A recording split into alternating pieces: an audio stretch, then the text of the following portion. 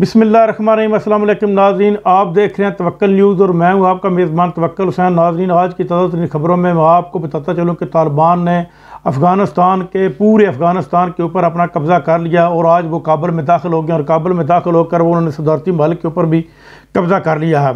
जबकि अफ़गानिस्तान के जो साबिक़ा सदर हैं अशरफ गनी, वो वहाँ से तुर्कमेनिस्तान भाग गए हैं और साथ ही उन्होंने अपने हमले को भी साथ ले लिया। और इसके अलावा जो गैर मुल्की बशिंदे हैं वो भी तकरीबन भाग रहे हैं, जिसमें अमेरिका ने अपना सफारतखाना भी काबुल में बंद कर दिया और सफारतखाने को जो आग लगा दिया, जो वहाँ से बड़ा ऊंचा धुआं उठ रहा है। उसकी वजह यह है कि अमेरिका ये नहीं चाहता कि उसके जो डॉक्यूमेंट्स हैं वो रिकॉर्ड वगैरह या किसी के हाथ में लग जाए, क्योंकि आज जब अफ़गानिस्तान के पूरे काबुल के ऊपर तालिबान ने कब्ज़ा किया तो अफ़गानिस्तान का जो काबुल एयरपोर्ट था वो काफ़ी बिज़ी रहा। वहाँ पर मुख्तलिफ़ मुल्कों की फ़्लाइटें वहाँ से उड़ती रहीं और अफ़गानिस्तान के जो सदर है इसके साथ हमदुल्ला मुहिब भी थे और जो साबिक़ा सदर है अमरुल्लाह साले वो तो पहले ही भाग चुके हैं।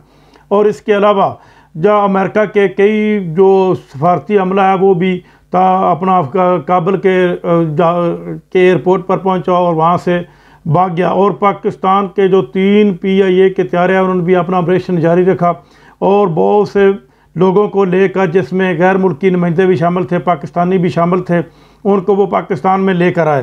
तालिबान तकरीबन ये 20 साल बाद जो है वो काबुल में दाखिल हुए हैं और काबुल में दाखिल होते ही उनके रिक्कत अमेज़ मतलब है कि मनाज़र थे और उन्होंने अपनी मिट्टी के उनको बोसा भी दिया और उनके आंखों के में आंसू भी आ गए।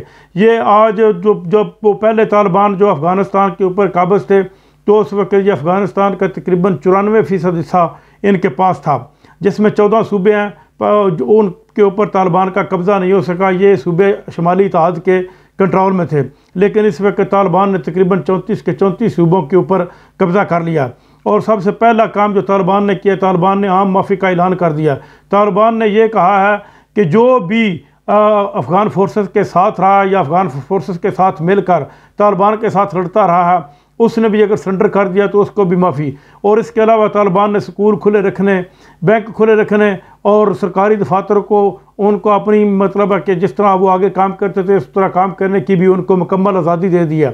और आज रात को तकरीबन पूरे काबुल में उन्होंने कर्फ्यू नाफिज कर दिया, लेकिन काबुल की जो सुबह से तमाम मार्केटें वगैरह भी खुली थी और इसमें किसी किस्म की कोई परेशानी नहीं थी।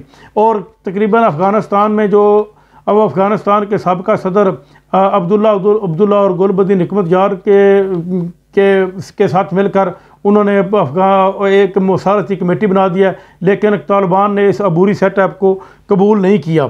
और वज़ीर-ए-आज़म इमरान खान को आज तुर्क सदर रजब तैयब एर्दोगान ने फ़ोन भी किया और उसने अफ़गानिस्तान की जो ताज़ा तरीन सूरत हाल उसके बारे में गुफ्तगू की है। जबकि वज़ीर-ए-आज़म ने कहा और पाकिस्तान शुरू से ये कहता आया है कि अफ़गानिस्तान के अंदर वही हुकूमत हम तमाम दुनिया को काबिल कबूल होगी जो तमाम ग्रुपों से मिलकर होगी।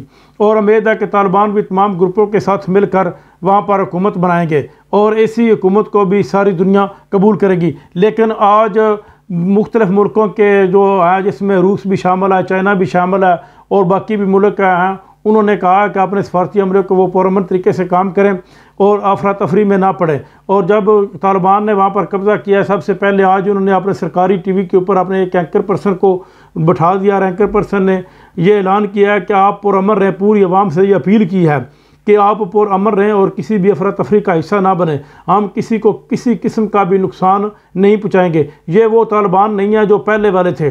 आज ये जदीद दौर के तालिबान हैं, इन्होंने आम माफ़ी का ऐलान भी कर दिया। वज़ीर-ए-आज़म पाकिस्तान ने कल सलामती कौंसिल का इजलास बुला लिया है और इसमें वो अफ़गानिस्तान के मुस्तक़बिल के बारे में अहम फैसले किए जाएंगे।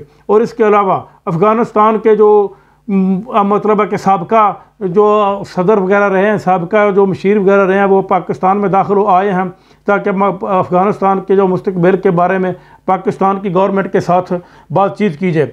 और चमन के रास्ते जो पाकिस्तानी या गैर मुल्की आना चाहते हैं उसको भी तालिबान ने इजाज़त दे दिया है कि वो जिस तरह मर्ज़ी आए जाएँ, उसको किसी किस्म की रुकावट नहीं होगी। और इसके अलावा तालिबान ने यह भी ऐलान किया है कि अगर कोई गैर मुल्की या कोई भी कॉन्ट्रैक्टर अफ़गानिस्तान में रहना चाहे तो उसको मुकम्मल हिफाजत दी जाएगी, उसको सिक्योरिटी दी जाएगी, उसको किसी किस्म की कोई परेशानी नहीं होगी।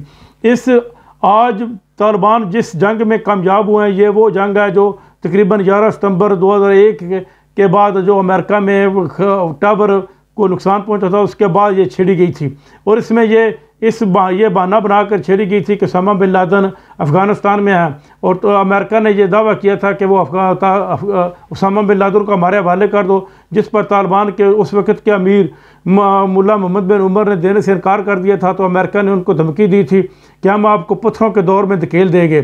जब मुल्ला मोहम्मद बिन उमर ने इनको कहा था कि तुम अमेरिकियों की ये एक तारीख़ है, तुमने आज तक कोई जंग जीती नहीं, और हम अफ़गानियों की ये एक तारीख़ है, हमने आज तक कोई जंग हारी नहीं। और इसका यही एक नतीजा निकला है कि आज 20 साल बाद वो फतह का जश्न मना रहे हैं और उन्होंने आज जंग जीत ली है। ये मुहर्रम का महीना भी है और उनके लिए भी ये भी काबिल एहतराम है। और मुसलमानों को ख़ास तौर पर ये अफ़गानियों को एक बहुत बड़ी फतह मिली है, जिसमें उन्होंने अमेरिका और उसके इत्तेहादियों को शिकस्त दे दी है, और अपने मिशन में वो 20 साल बाद दिन रात की मेहनत से वो कामयाब हो गया। और ये वो अफ़गानी है जिसको किसी किस्म के किसी गैर मुल्की असले की सपोर्ट नहीं थी। उन्होंने अपने पुराने असले के साथ और अपनी अफरादी कुव्वत के साथ अमेरिका और उसके इत्तेहादियों का मुकाबला किया है, और आज वो कामयाब हो गया।